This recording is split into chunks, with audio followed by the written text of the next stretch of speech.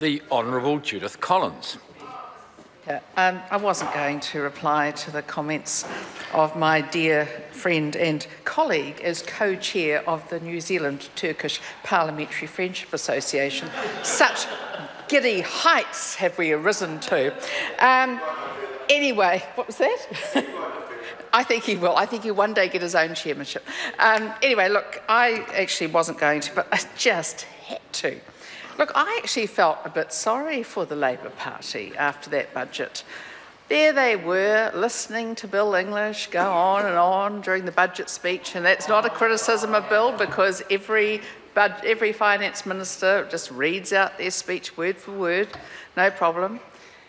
They sat there and they listened to us take a huge chunk out of their territory.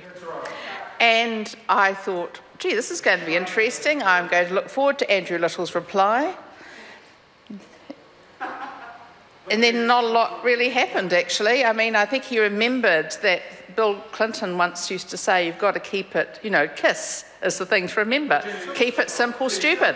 But then, of course, he got himself all tied up with that other KISS character, Gene Simmons. And I thought, I actually felt almost a bit sorry for him. I'm not going to fib to the House and say I did feel sorry for him. I thought, that's got to be the worst budget reply speech I've ever heard, Andrew Little.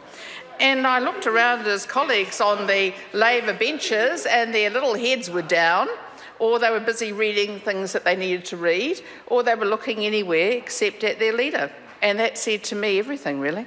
This budget surprised them.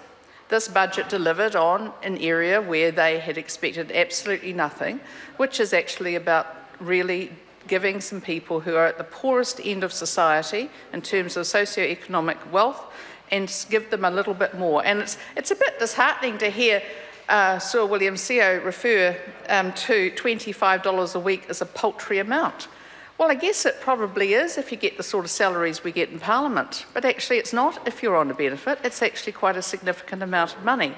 And I'd say that there wouldn't be too many people living on benefits who would say, actually, I don't want to have that paltry $25 a week. I reckon they'll all want to have it, and actually probably they need it, and I think that's a good thing.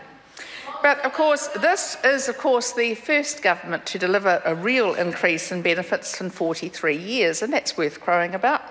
In fact, that's actually a longer time than most of the people here in Parliament on the other side have been alive. It's entire, yes, it is in fact entire, Matt Ducey. But I think the other thing that I wanted to talk about this budget, which I am really excited about, is the extra funding that's going into special education.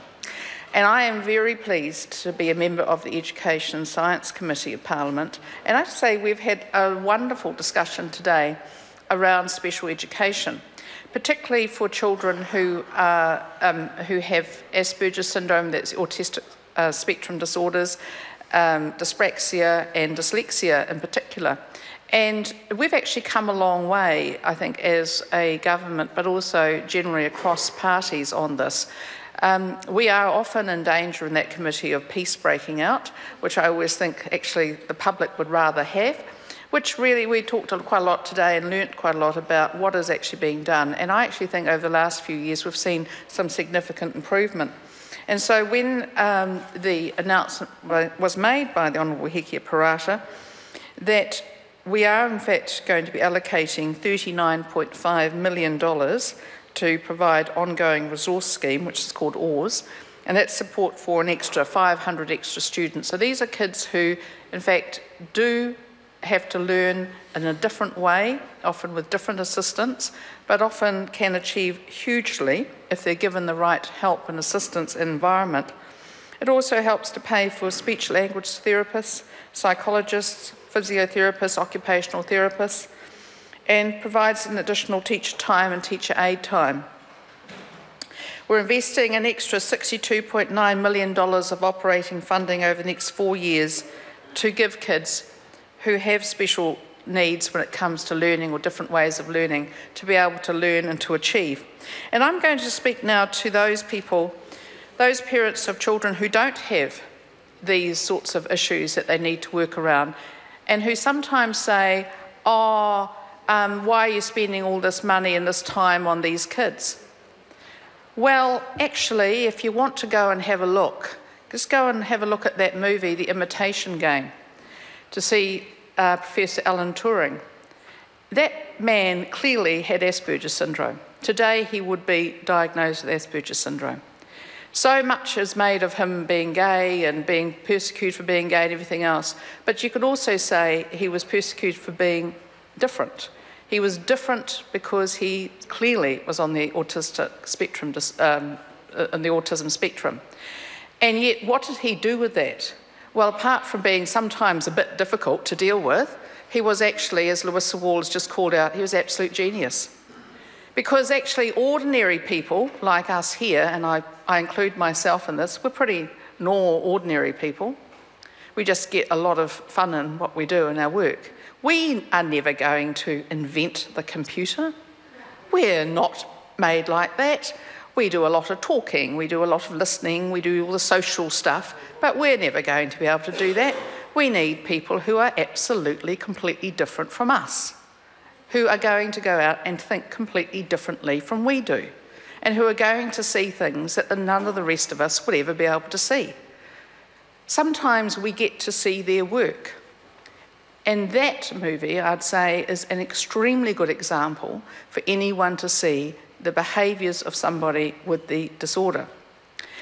And back in the 1940s, this wasn't known as a disorder.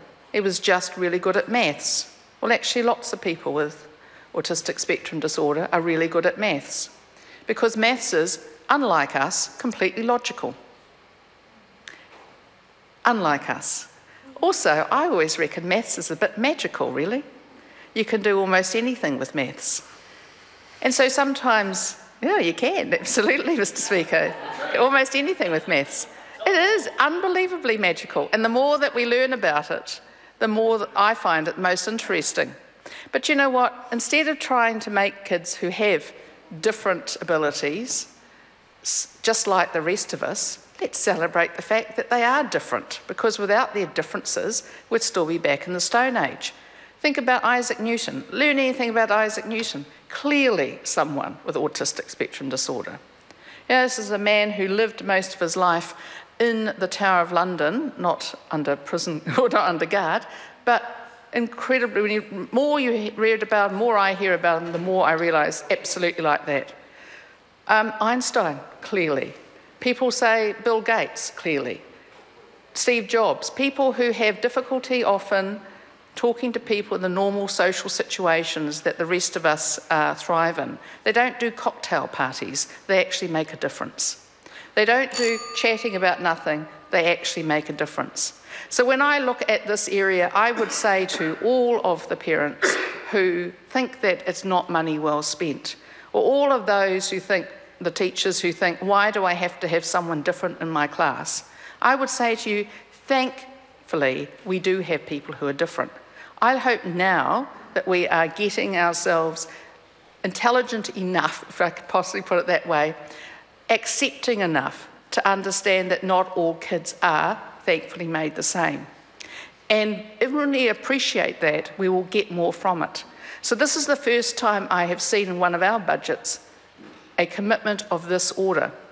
If I or our committee has had anything to done anything to help that along, I'm very grateful for it. If we haven't, never mind, we'll no doubt try better next time. But I would say that our committee is working very well on this, and it is a privilege to be part of a team, a cross-party, that takes this issue seriously. It is an issue because it behoves us to make the best use we can of everybody in our society. And some people are different from most of us. Thank goodness they are, Mr. Speaker. I'm very grateful for it.